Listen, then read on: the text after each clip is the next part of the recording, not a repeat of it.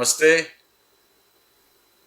Welcome to joining our journey toward great minds through their great quotes. In this video, I will touch upon 3 quotes only by 3 great minds. One on contentment. On contentment, there is a beautiful one from Meister Eckhart. He says, "That man is the best who can do without that which he does not need." That man is the best who can do without that which he does not need.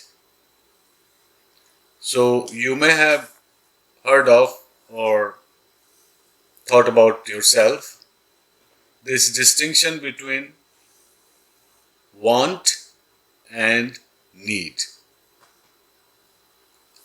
Need is important for your survival. You need food, you need shelter, you need clothes. Fundamentally, 3 basic needs. And also you need electricity, water, those services. Then you need education, you need healthcare, you need infrastructure, roads, bridges, means of transportation, by road, car, air travel, airplane, railway, trains. And these are the things, if you need to travel, you need a conveyance. So that's a need. So even though our need keeps growing over time, it is still limited to your survival, your functionality, your comfort, your well-being and well-being of your family. So these are your needs. But this set of needs it's important, but is still much less than what you want. Now, what you want is your wishful thinking. I wish I had that. Now I want something new. I'm tired of something old. I want better and better or more expensive clothes, fashion. I want this paraphernalia to keep me looking pretty. I want a house with a huge garden and flowers, and those are nice things. And if you can afford, yes, by all means. But if you cannot afford, or if these things are not available, does that make you unhappy, deprived, depressed? Yes, it does, to some people at least. So the distinction between need and want. Wants can be endless. Needs are focused on your survival, well-being and welfare of your loved ones. So, Meister Eckhart has rightly put in very few words, that man is the best who can do without that which he does not need. The next topic is control. On control, there is this quotation by Vladimir Nabokov.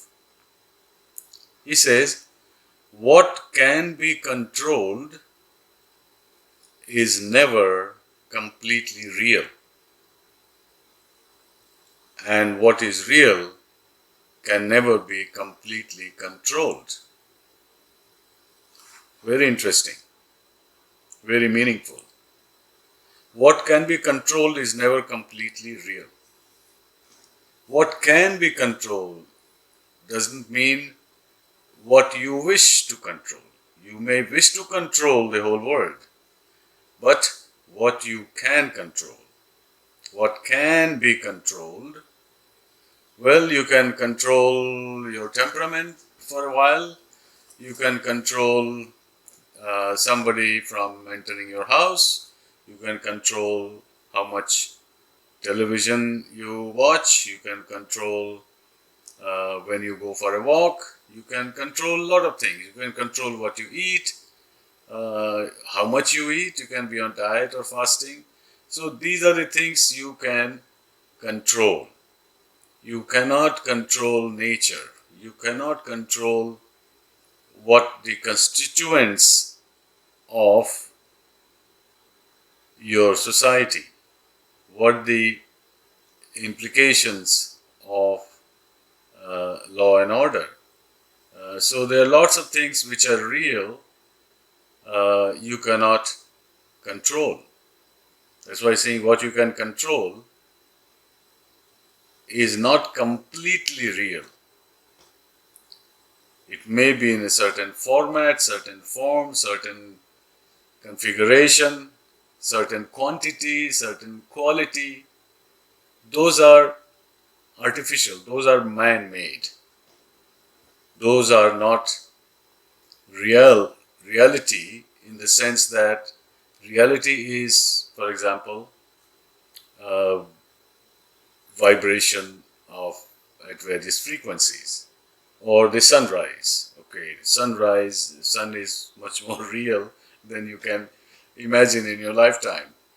You cannot control that. You cannot control the tides in the ocean. You cannot control birds flying. You cannot control the sounds of the river flowing. Those are real. So, what can we control is never completely real, and what is real can never be completely controlled. Something to ponder about. Now, the third and last quote on correction. This is by Ramana Maharshi. Correcting yourself is correcting the whole world. The sun is simply bright. It does not correct anyone. Because it shines, the whole world is full of light.